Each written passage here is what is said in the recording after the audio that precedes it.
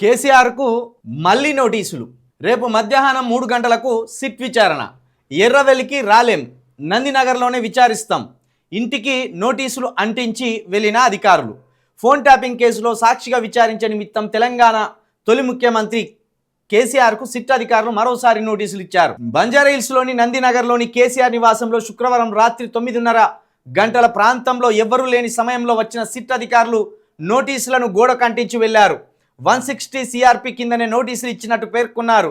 ఆదివారం మధ్యాహ్నం 3 గంటలకు తప్పనిసరిగా విచారణకు హాజరు కావాలని కోరారు. కాగా ప్రస్తుతం తన అధికారిక నివాసం ఎర్రవల్లిలోనే ఉందని, అక్కడే తనను విచారించాలని గురువారం రాత్రి కేసీఆర్ ఇచ్చిన సమాధానంపై తాజాగా ఇచ్చిన నోటీసులో సిట్ అధికారులు పలు అంశాలను ప్రస్తావించారు. నోటీసులో ఏమున్నదంటే, మీరు 29న సమర్పించిన రిప్లైలో సిద్దిపేట జిల్లా మర్కూర్ మండలం ఎర్రవెల్లి గ్రామంలోని మీ ప్రస్తుత నివాసంలో మిమ్మల్ని విచారించాలని కోరారు. ఎలక్షన్ అఫిడవిట్, రాష్ట్ర శాసనసభ రికార్డులు సహా అధికారిక రికార్డుల ప్రకారం మీ నివాసం నందినగర్ అని ఉన్నదని, పంజాగుట్ పోలీస్ స్టేషన్లో నమోదైన క్రైమ్ నెంబర్ 243 2024 కేసు దర్యాప్తుకు సంబంధించిన 160 సిఆర్పి కింద నోటీసులు జారీ చేశామని సిట్ అధికారులు పేర్కొన్నారు. మొత్తానికి కేసీఆర్ గారికి రెండోసారి సిట్ నోటీసులు జారీ చేయడం జరిగింది. అఫిడవిట్లనేమో నందినగర్ అనే ఇల్లుని కేసీఆర్ గారు పెట్టినలాట, కానీ ఉండేదేమో ప్రస్తుతం ఎర్రవెల్లి ఫామ్ హౌస్. కాబట్టి ఎర్రవెల్లి ఫామ్ హౌస్కు రావాలని కేసీఆర్ గారు కోరిన్లు. కానీ మీరు అఫిడవిట్లో నందినగర్ ఇల్లే పెట్టిండ్రు కాబట్టి నందినగర్లోనే మిమ్మల్ని విచారిస్తామని సిట్ అధికారులు చెప్పిండ్రు. ఆఖరికి ఎర్రవెల్లి ఫామ్ హౌస్కైనా సరే వచ్చి అక్కడనే విచారిస్తామని కూడా చెప్పడం జరిగింది. అయితే ఈ తతంగమంతా చూస్తే రేవంత్ రెడ్డి గారు ఆషామాషిగా ఏం మాత్రం ఈ ఫోన్ ట్యాపింగ్ కేసును తీసుకోవడం లేదన్నట్టు అర్థమవుతాను. నాకున్న సమాచారం ప్రకారం రేవంత్ రెడ్డి గారు ప్రయోగం చేస్తున్నాడు. అది ఎలాంటి ప్రయోగం అంటే, హరీష్ రావుని విచారణకు పిలిస్తే ప్రజలు ఎట్లా రియాక్ట్ అయ్యారు, కార్యకర్తలు ఎట్లా రియాక్ట్ అయ్యారు, వాళ్ళ భావోద్వేగాలు ఎట్లున్నాయి. హరీష్ రావును పిలిచినప్పుడు ఉన్నంత అడావిడి కేటీఆర్ని పిలిచినప్పుడు లేదు. మళ్ళీ ఆయన ఒక అంచనా వేసుకుంటాడు, వీళ్ళకు నోటీసులు ఇస్తే పార్టీ ఎట్లా రియాక్ట్ అవుతుంది, ప్రజలు ఎట్లా రియాక్ట్ అవుతారు. హరీష్ రావు విషయంలో మొదటి రోజు కొంత గందరగోళం ఉన్నది, గందరగోళ వాతావరణం ఉన్నది, కొంత అడావిడి ఉన్నది. పార్టీ శ్రేణులన్నీ ఉలిక్కిపడ్డాయి. ఎక్కడికక్కడ రాస్తారోకోలు చేసే ప్రయత్నం చేసిండు హైదరాబాద్లో. హరీష్ రావు గారు కూడా కొంత తెలివిగా పాదయాత్రతోటి పోలీస్ స్టేషన్కి వచ్చే ప్రయత్నం చేసిండు.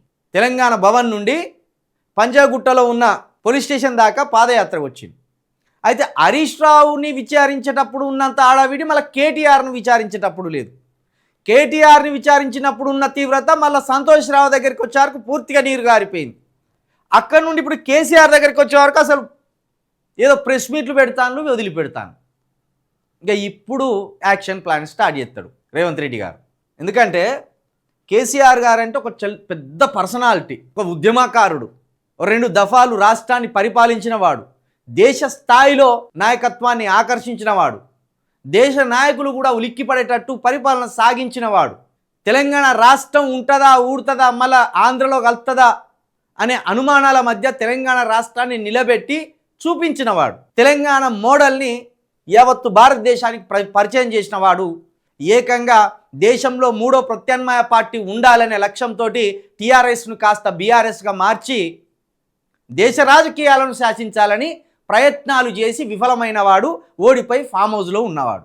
కాబట్టి ఇప్పుడు కేసీఆర్ని ఏం అంచనా వేయకుండా టక్కున పట్టుకుంటే ఆయనకు విపరీతమైన అభిమానులు ఉన్నారు, ఆయన అంటే పడిసచ్చేటోళ్ళు ఉన్నారు. ఏ గందరగోళం జరుగుతుందో తెలియదు, ఏ ప్రమాదం జరుగుతుందో తెలియదు. కాబట్టి అంచనా వేస్తున్నాడు, ప్రయోగం చేస్తున్నాడు. ఒకరి తర్వాత ఒకరికి నోటీసులు ఇచ్చి వీళ్ళను ముట్టుకుంటే ఎట్లుంటుంది పరిస్థితి, వీళ్ళకు నోటీసులు ఇస్తే ఎట్లుంటుంది పరిస్థితి అని చెప్పి ఆఖరికి నిద్రావస్థలో అందరు ఉన్నప్పుడు టక్కున తీసుకుపోయి జైలు వేసేటట్టున్నాడా. నాకు అదే అనిపిస్తాను. అది కేసీఆర్ గారిని జైలు వేస్తాడా, కేటీఆర్ గారిని జైలు వేస్తాడా, హరీష్ రావు గారిని జైలు వేస్తాడా, కానీ మొత్తానికైతే ఖచ్చితంగా ఇలా ముగ్గురిట్లో ఎవరినో ఒక్కరిని జైల్లో కనుక వేస్తాడు. ముగ్గురే అవసరమైతే ముగ్గురిని కానీ నలుగురిని కూడా ఎత్తాడు ఆయన. ఎందుకంటే ఇదే రేవంత్ రెడ్డి గారు కొంత జగన్ గారిని ఫాలో అయ్యే ఆలోచనలో కనిపిస్తున్నాడు. జగన్ గారంటే ఇంకా రేవంత్ రెడ్డి గారికి మించిన మొండోడు. వెనుక ముందు చూడకుండా తీసుకపోయి ఒక్క దెబ్బతో వేసిండు లోపల చంద్రబాబు నాయుడిని. చంద్రబాబు నాయుడు అంతటోని జగన్ లోపలేసిండు. ఏ తీవ్రత పట్టించుకోకుండా, ఎవరిని పట్టించుకోకుండా లోపలేసిండు. కాబట్టి మరి కేసీఆర్ ఉద్యమ నాయకుడు. కేసీఆర్ అంటే ప్రతి ఒక్కరికి, శత్రువుకు కూడా కొంత సెంటిమెంట్ ఉంటుంది. ఇతర పార్టీల్లో ఉన్న ప్రత్యర్థులకు కూడా కేసీఆర్ అంటే ఒక సెంటిమెంట్ ఉంటుంది. ఏం రాజకీయం చేసి మన కళ్ళ ముందట సూత్తాటనే తెలంగాణ తీసుకొచ్చిండు అని ఒక ప్రేమ ఉంటుంది ప్రతి ఒక్కరికి. నాకు కూడా కేసీఆర్ అంటే మహా ఇష్టం, చాలా ఇష్టం నాకు కూడా. ఆయన చేసిన కొన్ని పొరపాట్లు, రాజకీయపరమైన పొరపాట్లు కావచ్చు, పాలనపరమైన పొరపాట్లు కావచ్చు, అది ఖచ్చితంగా విమర్శలకు తావిచ్చేది. కాబట్టి కేసీఆర్ అంటే మహా ప్రాణం ఉన్నోళ్ళు ఉన్నారు, ప్రత్యర్థుల్లో కూడా ఇష్టపడేటోళ్ళు ఉన్నారు. మొన్నటికి మొన్న బీజేపీ ఎమ్మెల్యే వెంకటరమణారెడ్డి గారు కూడా కేసీఆర్ అంటే నాకు చాలా ఇష్టం అని చెప్పిండ్రు.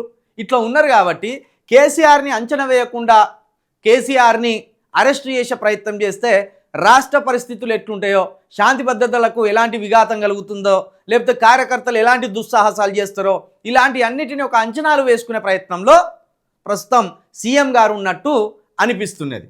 ఇవన్నీ లెక్కలేసుకున్న తర్వాత, ఈ అంచనాలన్నిటినీ సరిచూసుకున్న తర్వాత ఎవరికొకరికి మాత్రం ఖచ్చితంగా రేవంత్ రెడ్డి గారు స్పాట్ పెడతారు. అది ఎప్పుడు పెడతారు అనేది మనం చెప్పలేము. కానీ మొత్తానికైతే ఈ నోటీసుల వ్యవహారం కావచ్చు, ఈ విచారణ వ్యవహారం కావచ్చు, ఇదంతా చూస్తుంటే ఖచ్చితంగా బీఆర్ఎస్ నాయకులను ఏదో ఒక రోజు రేవంత్ రెడ్డి గారు జైలుకు పంపించి, అమ్మయ్య నేను ముఖ్యమంత్రి అయినందుకు సక్సెస్ అయినా. ఎందుకంటే ఇప్పుడు రేవంత్ రెడ్డి గారు రాష్ట్రాన్ని పరిపాలించాలి అనే దానికంటే కూడా, రాష్ట్ర సమస్యలను తీర్చాలి అనే దానికంటే కూడా తనకు జరిగింది ఏదైతే ఉన్నదో దాన్ని ఖచ్చితంగా వీళ్ళకు జరిగించి తీరాలనే ఒక దృఢ సంకల్పంతో ఉన్నట్టు కనిపిస్తున్నది. అందులో భాగంగానే మొన్న పోయి నందినగర్లో ఉన్న కేసీఆర్ ఇంటికి నోటీసులు అంటించి ఇప్పుడు ఏకంగా మీరు కోరుకున్న కాన్నే ఎర్రవెల్లిలోనే మిమ్మల్ని విచారిస్తామని సిట్ అధికారులు చెప్పడం కూడా కనిపిస్తుంది. మరి ఏమైతే చూడాలి. ఈ రానున్న 3 సంవత్సరాలు చాలా కీలకం తెలంగాణ రాష్ట్రానికి. రాజకీయాలు ఎట్లా మారిపోతాయో తెలియదు, ఎవరితోటి జత్త కడతారో తెలియదు, ఎలాంటి పొత్తులు రాబోతున్నాయో తెలియదు, ఎలాంటి అరెస్టులు కాబోతున్నాయో కూడా తెలియదు.